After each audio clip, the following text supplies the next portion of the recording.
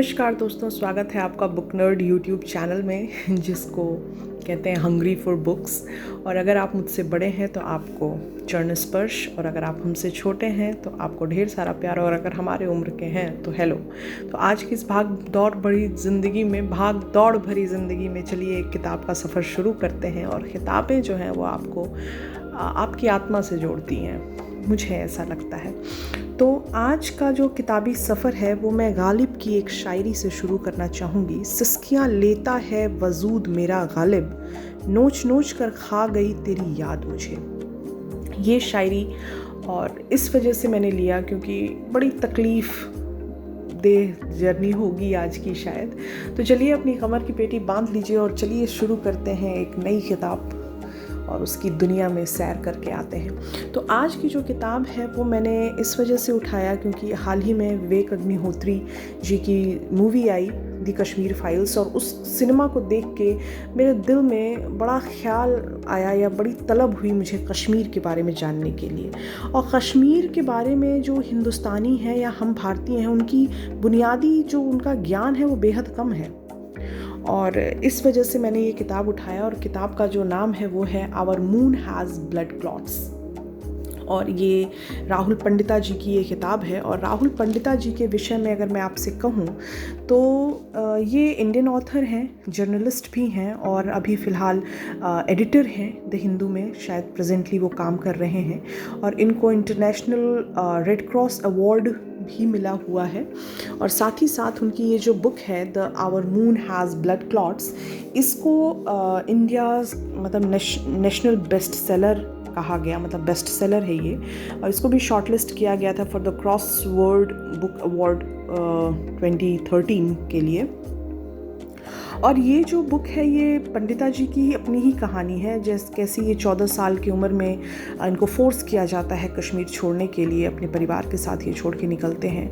और फिर वो आज़ादी के नारे, मतलब उस समय का वर्णन किया है इन्होंने। और ये जो है ये स्टोरी ऑफ कश्मीर है जिसमें hundred and thousands of Kashmiri Pandit को टॉर्चर किया गया, किल किया गया, उनको फोर्स किया गया कि अपने घर से जाएं बाय इस्लामिस्ट मिलिटेंट्स। और पूरी लाइफ उनको ये कंपेल किया गया है, कंडेम्ड किया गया है कि आप उस पूरी ज़िंदगी अपनी एग्ज़ाइल में अपने ही कंट्री में रहें। ये बहुत ही दुखद कहानी है ये। और ये पंडिता जी ने मतलब इनकी डीपली पर्सनल एंड बहुत powerful unforgettable story of history, home and loss के बारे में उन्होंने लिखा है। तो ये तो हो गई किताब के बारे में। और किताब के बारे में अगर और मैं बात कहूँ तो ये जो किताब है इन्होंने 5 पार्ट में लिखा है। और जो इसकी स्टोरी है वो फ्लिप करती है बिटवीन पास्ट एंड प्रेजेंट, और बहुत ही accurate historical and cultural aspect आपको कश्मीर का देखने को मिलता है, कश्मीर की ज़िंदगी को देखने का मिलता है, मौका मिलता है। और वो किस तरीके से रहते थे, उनका कल्चर क्या था, वो सब आपको समझ में आएगा इसको पढ़ के। इसमें इन्होंने एंशिएंट हिस्ट्री, कश्मीर की जो रिच हिस्ट्री रही है उसके बारे में बात की है। लैंग्वेज जो है इनकी बहुत आसान है। और राइज़ ऑफ मिलिटेंसी के बारे में भी बात किया है उन्होंने अपने इस किताब में। और साथ ही साथ वो आपको, मैं अगर मेरी सलाह माने तो आप इस किताब के साथ साथ बख्तर पीर की कर्फ्यूड नाइट भी पढ़िए, क्योंकि उसमें दोनों, एक एस्पेक्ट आपने इधर देखा, दूसरा एस्पेक्ट उसमें है। तो उन दोनों को अगर आप मिला के पढ़ोगे तो पूरे टाइम का सिनेरियो आपके समझ में आएगा कि क्या हुआ था। मेरी समस्या ये थी कि मुझे जानना था कि इतनी बड़ी जो संत्रासदी हुई या त्रासदी कहिए इसको, ये इतनी ब्रूटैलिटी जो हुई, वजह क्या थी, क्या रीज़न था इसके पीछे, कौन लोग इसके लिए ज़िम्मेदार थे, कैसे मकबूल शेरवानी का और सोमनाथ बीरा का कश्मीर यासिम मलिक और बिट्टा कराटे का कश्मीर बन गया, कैसे, क्या कौन लोग इसके लिए ज़िम्मेदार थे। तो ये तलब मेरी बनी और फिर मैंने पढ़ना शुरू किया। और फिर जो मैंने देखा वो अपने आप में बड़ा दिल दहला देने वाला था। इसके लिए बहुत लोग ज़िम्मेदार हैं, क्योंकि ऐसा कहा जाता है कि जब भी किसी देश में इतनी बड़ी त्रासदी होती है तो उसके पीछे कोई एक हाथ नहीं होता, उसके पीछे बहुत सारे हाथ होते हैं। और ये सभी हाथ मिलके जब समाज को तोड़ने के लिए हमेशा लगातार प्रयास करते रहते हैं, तब जब समाज और देश बर्बादी की तरफ बढ़ता है, और तब इस तरीके की घटनाएं मनुष्य को शर्मसार करने के लिए सामने आती हैं। तो ये किसी एक का किया कराया नहीं है, इसके पीछे बहुत बहुत लोगों का हाथ है, बहुत से ज़हीन दिमागों का हाथ है इसके पीछे। तो ये जो है इसके कारण, मतलब मुझे ये जानना था कि क्या कारण है कि जनरेशन बाय जनरेशन से एक साथ रह रहे कश्मीरी पंडित और मुस्लिम वर्ग के बीच में इतनी बड़ी खाई आ गई कि उनको बर्दाश्त नहीं हुआ कि ये लोग मेरे सामने रहें। तो इसके पीछे ये जो ब्रूटल रियलिटी है, इसको आपको जानने के लिए इतिहास के उन पन्नों को खंगालना होगा जिनको लोग छूने से डरते हैं। और इसके पीछे मैं बताऊंगी कि 3 प्रमुख कारण थे। पहला था गवर्नमेंट ऑफ इंडिया, दूसरा था ISI और पाकिस्तान, और तीसरा था लोकल आवाम। तो अब देखते हैं कि इन तीनों का क्या रोल रहा है। अगर गवर्नमेंट की बात करें तो 1975 का दौर है और इंदिरा गांधी और शेख अब्दुल्ला के बीच में एक अकॉर्ड साइन होता है, और उस अकॉर्ड के ज़रिए सेल्फ डिटर्मिनेशन ऑफ कश्मीर को ये गिव अप करते हैं, और ये प्रिपेयर करता है ग्राउंड 1990 के क्राइसिस का। यहीं से वो बीज बोया गया था जो आज हम देख रहे हैं, जिस चीज़ को हम आज झेल रहे हैं। और 1990 में उन कश्मीरी पंडितों ने जिसका फल खाया, जो बबूल बन के वो कहर बन के बरसा उस रात को, तो उस पेड़ की बीज इसी 1975 शेख और इंदिरा शेख अकॉर्ड ने रखी। इसके बाद जब ये शुरू हुआ 1975 में ये अकॉर्ड आया, तो Jamaat-e Islam Kashmiri plus JK people league और JKLF ने इसको अपने पॉलिटिकल इंटरेस्ट के लिए इस अकॉर्ड को यूज़ किया। फिर इसको काउंटर करने के लिए जब उन्होंने देखा, शेख अब्दुल्ला ने देखा कि जो लोग हैं वो इनके इन्फ्लुएंस में आ रहे हैं, इन लोगों के इन्फ्लुएंस में आ रहे हैं, सेपरेटिस्ट के इन्फ्लुएंस में आ रहे हैं, तो लोगों को अपने सपोर्ट में लाने के लिए इन्होंने कम्युनलाइजेशन ऑफ पॉलिटिक्स शुरू किया शेख अब्दुल्ला ने। और इसमें पंडिता जी लिखते हैं कि 1948 the Kashmiri political leader Sheikh Mohammad Abdullah, who has been a strong opponent of Dogra rule in Kashmir, made his pact with Indira by India by standing next to Jawaharlal Nehru and reciting the Persian couplet, I become you, you become me, so no one can think of us as separate. ये कि आप हम हो जाइए, हम आप हो जाएं, कि दूसरा कोई हमें एक दूसरे से जुदा ना समझ सके, इस तरीके के ख्यालात रखने वाले शेख अब्दुल्ला अपनी ऑटोबायोग्राफी में लिखते हैं आतिश चिनार में कि कश्मीरी पंडित इंडियन गवर्नमेंट का स्पाई है। क्यों उन्होंने ऐसा लिखा, इसके पीछे का पॉलिटिकल माइंडसेट सोचिए। फिर क्या होता है कि इसके बाद इस तरीके के स्टेटमेंट, इस तरीके के स्टेप्स जो हैं, धीरे धीरे छोटे छोटे स्टेप्स लिए जाते हैं और पूरे कश्मीर की पॉलिटिक्स को कम्युनलाइज कर दिया जाता है। ये दिमाग में भर दिया जाता है कि किस तरीके से नॉमिनल कश्मीरी पंडित जो हैं मेजॉरिटी ऑफ मुस्लिम्स के लिए खतरा हैं। 1983 का दौर, फारूक अब्दुल्ला CM बनते हैं इलेक्शन में, लोगों का जनमत आता है उनके खिलाफ। इंदिरा गांधी के साथ उनकी वाद विवाद होता है और इंदिरा गांधी उनको बदल के गुलाम मोहम्मद शाह को CM बनाती हैं, जिसको कि जनता ने कभी जाना ही नहीं। और ये जो है जनता को खटकता है, और ये गुलाम मोहम्मद शाह जनता का सपोर्ट पाने के लिए, जनता को ये दिखाने के लिए कि हम आपके काबिल हैं, पूरी तरीके से कम्युनलाइज पॉलिटिक्स का सहारा लेते हैं। वो ऐसे उन सभी रेडिकल इस्लामिस्ट लीडर को जगह देते हैं पॉलिटिक्स में, पॉलिटिकल मंच प्रोवाइड करते हैं, जिसको कश्मीरी जनता, जिसमें हिंदू भी थे, मुसलमान भी थे, सरे से नकार दिए थे 1983 के इलेक्शन में। ऐसे रेडिकल पॉलिटिकल लीडर्स को गुलाम मोहम्मद शाह ने अपने पॉलिटिकल इंटरेस्ट के लिए यूज़ किया। और फिर 1986 का दौर आता है और गुलाम मोहम्मद शाह जम्मू जाते हैं और वहाँ कहते हैं कि मंदिर में मुझे मस्जिद बनाना है। 1986 में वहाँ पे पूरी आवाम, जो कि हिंदू आवाम थी, उसका प्रोटेस्ट करती है, और उस प्रोटेस्ट को जब वो फेस करते हैं और फिर वो जब वापस कश्मीर आते हैं, तो वहाँ पे वो स्टेटमेंट देते हैं कि उनसे मस्जिद बनाने का हक छीना जा रहा है। अब आप सोचिए, माइंडसेट सोचिए पॉलिटिशियंस का, इस तरीके से किसी के जहन में जहर डाला जाता है। आप इसको समझिए। कश्मीरी पंडितों का जो इंसिडेंट है वो हम आप सब के लिए एक नज़र खोलने का तरीका है। आप देखिए किस तरीके से पॉलिटिकल लीडर्स हमको गुमराह करते हैं। और फिर वहाँ से वो कहते हैं कि मुस्लिम मेजॉरिटी वाले कश्मीर में इस्लाम खतरे में है। अब आप सोचिए, ये हैं हमारे पॉलिटिकल लीडर्स जो रिस्पॉन्सिबल थे उस एग्जॉडस के लिए, उस जेनोसाइड के लिए।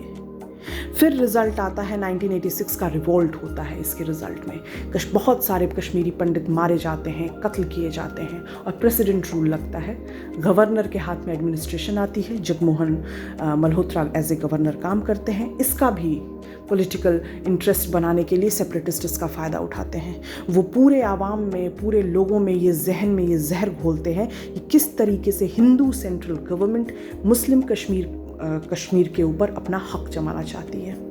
उसके बाद लेट 1986 में फारूक अब्दुल्ला को सीएम बनाया जाता है। राजीव फारूक अकॉर्ड साइन होता है। ये अकॉर्ड फिर वापस पसंद नहीं आता है सेपरेटिस्ट लीडर्स को। जो मुस्लिम के रेडिकल सेपरेटिस्ट लीडर थे उनको ये पसंद नहीं आता है और फिर ये प्रोपोगंडा शुरू करते हैं, फैलाना शुरू करते हैं। 1987 का इलेक्शन बहुत ही क्रूशियल था कश्मीर की पॉलिटिक्स में।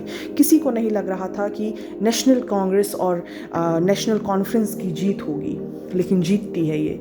और उसके अगेंस्ट जो MUF है वो खड़ी होती है और वो अपने हार का बदला लोगों के अंदर जहर फैला के लेती है कि देखिए सेंट्रल गवर्नमेंट ने कश्मीरी मुस्लिम पे अपना हक जमाना चाहती है, और कम्युनलाइजेशन स्प्रेड करते हैं। उनके वर्कर्स लोकल पीपल के अंदर घुस के, MUF के वर्कर्स उनके अंदर जहर घोलना शुरू करते हैं। फारूक अब्दुल्ला लोगों के अंदर अपनी पॉपुलैरिटी बनाने के लिए, उनका सपोर्ट पाने के लिए जितने भी पाकिस्तान से ट्रेनिंग लेकर आए हुए कश्मीरी यूथ थे उनको जेल से रिहा करती है। ये बिगेस्ट मिस्टेक था। इससे जितने भी इस तरीके के मिलिटेंट जो कि ब्रेन वॉश्ड थे, ये यूथ, कश्मीरी यूथ जिनका ब्रेन वॉश कर दिया गया था, वो आर्म्ड रिबेलियन की तरफ कश्मीर को लेके बढ़ जाते हैं। और इसी कश्मीर में हेट्रेड स्पीच दी जाती है कश्मीरी पंडित हिंदूज़ के लिए। 1989 का दौर आता है। मुफ्ती मोहम्मद सईद की बेटी, जो कि उस समय होम मिनिस्टर हुआ करते थे VP सिंह लेड जनता गवर्नमेंट में, उनकी बेटी को किडनैप करती है JKLF। और उसको रिजल्ट क्या होता है, उनको छुड़ाने के लिए, रुबैया सईद को छुड़ाने के लिए 5 JKLF के टेररिस्ट को रिलीज़ करते हैं। और ये कॉन्फिडेंस देता है मिलिटेंट्स को कि देखो मैंने घुटने पे ला दिया गवर्नमेंट को, सेंट्रल गवर्नमेंट को। ये नैरेटिव फैलाया जाता है। हीरोइक वेलकम किया जाता है कश्मीर में इन टेररिस्ट का। और सेपरेटिस्ट पोर्ट्रे करते हैं कि जीत हुई मुस्लिम कश्मीर की over Hindu central government. Result, Kashmiri Pandit were targeted. 1990 का दौर, जिस साल ये घटना हुई, वो साल टसल जो था जगमोहन मल्होत्रा का, जो कि गवर्नर थे, और फारूक अब्दुल्ला का, जो कि 1984 से चला आ रहा था, वो वापस गवर्नर बनते हैं। और जैसे ही फारूक अब्दुल्ला को पता चलता है कि जगमोहन मल्होत्रा गवर्नर बन रहे हैं, सोचिए टसल है और वो जान रहे हैं कि रेडिकल हो चुका है कश्मीर को अभी पावर की ज़रूरत है, एक प्रॉपर पॉलिटिकल लीडर की ज़रूरत है, और फारूक अब्दुल्ला रिज़ाइन कर देते हैं। पूरा पॉलिटिकल वैक्यूम, पावर वैक्यूम हो जाता है कश्मीर में। कोई पावर नहीं है। इसका फ़ायदा कौन उठाएगा? मिलिटेंट्स उठाएंगे। पूरी तरीके से कश्मीर को ढकेल दिया जाता है टेररिज्म की तरफ हमारे पॉलिटिकल लीडर्स के थ्रू, जो जिम्मेदार, जो बड़ी बड़ी स्पीचें देते हैं इलेक्शन में, वो पूरी तरीके से ढकेल देते हैं। और इस तरीके से इस चीज़ का फ़ायदा उठा के उस रात 18 और 19 जनवरी 1990 की रात को कत्लेआम होता है, रेप होता है, ब्रूटल मर्डर्स होते हैं। और कश्मीरी पंडितों को इतना डराया जाता है कि वो वैली छोड़ने को मजबूर हो जाते हैं, क्योंकि ना तो उनके साथ कोई लोकल सपोर्ट था, ना पुलिस सपोर्ट था, ना गवर्नमेंट थी। अब आता है रोल ऑफ पाकिस्तान का रोल क्या है इसमें? 1972 की हार, ईस्टर्न पाकिस्तान जो है वो बांग्लादेश बन गया। ये हार बौखला देती है पाकिस्तान को, उसको बदला लेना है। और बदला लेने का मौका देते हैं हमारे यहाँ के कश्मीरी पॉलिटिकल लीडर्स, जो कि सेपरेटिस्ट थे। और पॉलिटिकल जो इंस्टेबिलिटी थी कश्मीर में, ये मौका दिखता है पाकिस्तान को बदला लेने का। और इसके लिए वो मुजाहिदीन, जो कि अफ़गान सोवियत वॉर में एक गुरिल्ला, रिलीजियस गुरिल्ला फ्रंट तैयार किया गया था, सेना तैयार की गई थी, उसको अपॉइंट किया जाता है कश्मीर के लिए। और साथ ही साथ जितने भी पीओके के आसपास ट्रेनिंग कैंप बनाए जाते हैं और उस ट्रेनिंग कैंप में इन मुजाहिदीनों की ट्रेनिंग होती है, जो कि कश्मीर से जो नए नए लड़के हैं उनको बुलाया जाता है, उनकी ट्रेनिंग की जाती है और दो चीज़ उनके दिमाग में भरा जाता है और दो जो सबसे बड़ा हथियार बनता है कश्मीर के इस हश्र का, वो था AK-47 और रेडिकलाइजेशन उनका मेन प्रोपोगंडा था। जितने भी पाकिस्तान के जो कहते हैं कि रिटायर्ड आर्मी ऑफिसर्स थे, वो इन कश्मीरी यूथ्स को ट्रेनिंग देते हैं, उनका ब्रेन वॉश करते हैं और उनको ये इंस्ट्रक्शन दिया जाता है कि जितने भी नॉन इस्लामिक पीपल हैं, आइडियल्स हैं, स्ट्रक्चर्स हैं, उनका तहस नहस करिए, एडमिनिस्ट्रेशन पे अटैक करिए, पीपल पे अटैक करिए। ये है। और जो तीसरा फ्रंट है हमारा लोकल पीपल, आप हमेशा इतना याद रखिए कि हमेशा से देखा गया है कि जब इंसर्जेंसी हुई है और ह्यूमैनिटेरियन क्राइसिस हुई है, उस दौरान मेजॉरिटी की खामोशी हमेशा से रजामंदी मानी गई है। अगर आप खामोश हैं, अगर आपके अगल बगल इस तरीके के रेडिकल तत्व घूम रहे हैं और अगर आप खामोशी से उस चीज़ को देख रहे हैं, तो आप ये मानिए कि आप न चाहते हुए भी उनको आप अपनी रजामंदी दे रहे हैं। वो रजामंदी, वो खामोशी, भले आप शांत रहने के लिए रखे हुए हैं, आप डर से रखे हुए हैं, आप खामोश हैं, आप डर से खामोश हैं, आप भय से खामोश हैं, या आप ये सोच रहे हैं कि पावरफुल फोर्सेस आएंगी, वो उनका मसला है, ये स्टेट का मसला है, स्टेट देख लेगा, इससे मेरा क्या है। आप गलत हैं। इसीलिए इतिहास पढ़ाया जाता है।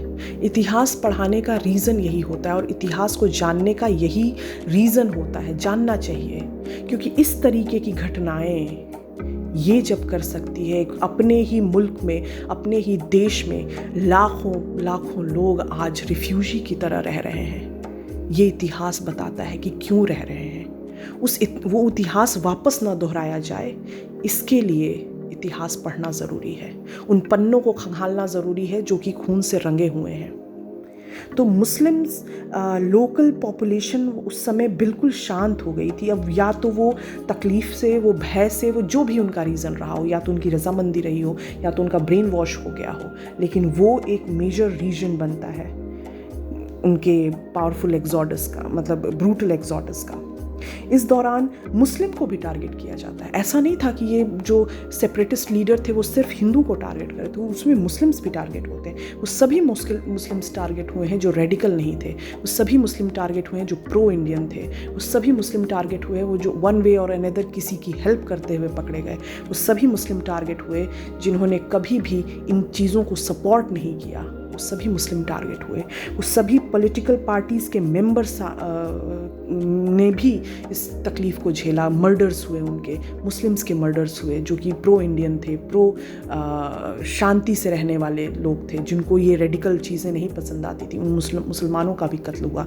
उन सभी पॉलिटिकल पार्टीज़ मेंबर्स पे भी अटैक हुए। यकीन नहीं होगा, उस समय के दौर के पेपर में लोग इश्तिहार देते थे कि मैंने इस पॉलिटिकल पार्टीज़ को छोड़ दिया है। मतलब सोचिए, ये खौफ का दौर था। This is very horrifying. और इस सब चीज़ों की शुरुआत होती है नीलकंठ गंजू की डेथ से, टिपलू की डेथ से, और फिर आपके सामने है हिस्ट्री जो कि आप देख के आए हैं कश्मीर फाइल्स में, और जो कि इस किताब में भी मेंशन है, इन सभी इंसिडेंट को। और एक चीज़ और इस किताब के बारे में मैं बताना चाहूँगी कि इसमें उन्होंने वो हर एक मर्डर को रिकॉर्ड किया है जो कि इनके जहन, मतलब इन्होंने दिया है, उन सब मर्डर्स का ब्यौरा दिया जो उस समय हुआ था।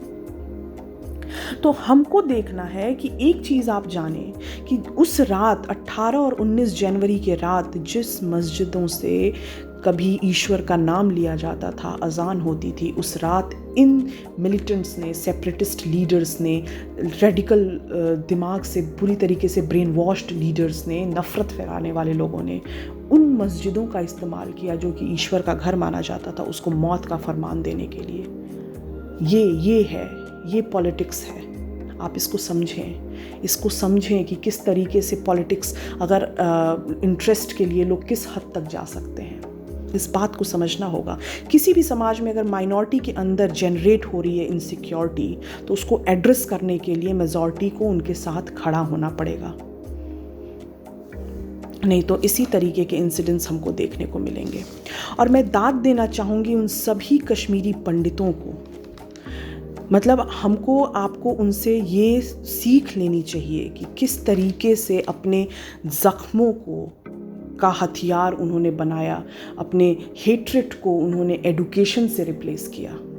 ये होता है इंटेलिजेंसिया, यही इंटेलिजेंसिया था जिससे लोग डर गए थे उस समय। दे नो कि education is the real power. और मैं बहुत ही गर्व से कहना चाहूँगी कि Kashmiri Pandits never pick weapon, they pick pen and make them great because, and this make them great because they conquer their hatred by the education. वो एडुकेशन, मतलब उन्होंने अपने ऊपर हुए हर नाइंसाफ़ी के लिए एडुकेशन को अपना रास्ता चुना। और शायद यही रीज़न है कि आज आप और हम उनके बारे में बात कर रहे हैं। और शर्म आनी चाहिए हमारी मीडिया को कि किसी ने भी इसको उस समय कवर नहीं किया। मेरे हिसाब से कुछ वे फॉरवर्ड है जो मुझे लगता है कि होना चाहिए। अब फिल्म ने अपना काम कर दिया है, अब पूरा काम गवर्नमेंट के ऊपर है। गवर्नमेंट को चाहिए कि जो भी इसके लिए ज़िम्मेदार हैं उनके अगेंस्ट कार्रवाई हो, इंक्वायरी कमीशन बैठे, उनको पनिशमेंट दिया जाए, कैपिटल पनिशमेंट मिलना चाहिए, जिसमें यासिम मलिक और बिट्टा कराटे आज भी वो जेल में है, लेकिन उस क्राइम की वजह से नहीं है जो क्राइम उन्होंने किया, उस क्राइम की वजह से वो नहीं है। उनको फांसी होनी चाहिए। और जो कश्मीरी पंडित्स हैं उनके लिए रिजर्वेशन होना चाहिए, उनको रिजर्वेशन दीजिए, जॉब में स्कॉलरशिप प्रोवाइड करिए, डिसेंट एकोमोडेशन और इंफ्रास्ट्रक्चर दीजिए उनको रहने के लिए। और जो उनका लैंड ग्रैब हुआ है, जो भी उनकी समस्याएं हैं उसको हल करिए। हम उनकी तकलीफ़ कम नहीं कर सकते हैं, उन्होंने बहुत तकलीफ़ें झेली हैं, लेकिन हम कम से कम उस पर मरहम तो लगा ही सकते हैं। और इसी सब चीज़ों के साथ मुझे लगता है कि मैंने अपनी बात को आपके सामने अच्छे से रखने की कोशिश की। मैंने हर एक पहलू को आपके सामने रखा कि इसके लिए ज़िम्मेदार कौन था, कौन कौन लोग थे इसके लिए ज़िम्मेदार, कोई एक शख्स नहीं था। और आशा करते हैं कि आपको ये चीज़ पसंद आई होगी। और अगर मुझसे कहीं कोई त्रुटि रह गई हो तो वो भी बिल्कुल मुझे कमेंट सेक्शन में लिख के बताइएगा। और आपका हमारा जागरूक होना बहुत ज़रूरी है। हर एक हिंसा को देख के चुप हो जाना भी अपने आप में एक अपराध है। हमको बोलना होगा अगर इस तरीके का कहीं कोई हिंसा हो रही है आपके अगल बगल, ताकि फिर से हमारे ही देश में हमारे ही लोग रिफ्यूजी की तरह ना घूमें। धन्यवाद। और आशा करते हैं कि आपको ये पसंद आया होगा। अगर पसंद आया तो सब्सक्राइब करिए, शेयर करिए चैनल को, और अपना ढेर सारा प्यार इस चैनल पे दीजिए। इस तरीके की स्टोरी, इस तरीके के बुक्स हम आपके सामने लेते आएंगे। Thank you for watching.